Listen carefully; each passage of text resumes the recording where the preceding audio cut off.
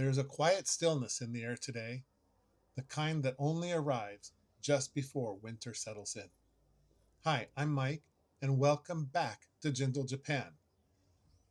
Today's walk begins along the side path that connects Sugiyama Shrine to Myōkyō-ji Temple.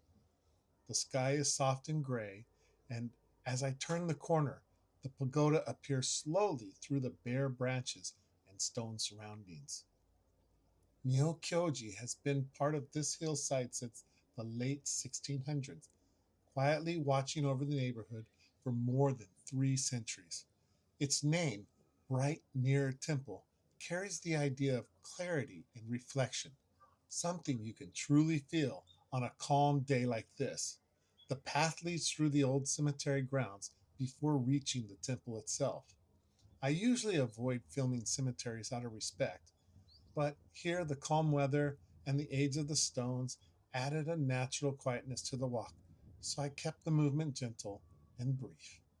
At the end of this walk, there's a peaceful view awaiting from the statue's platform, the courtyard below, the city resting in the distance, and one last look at the pagoda framed by its winter branches.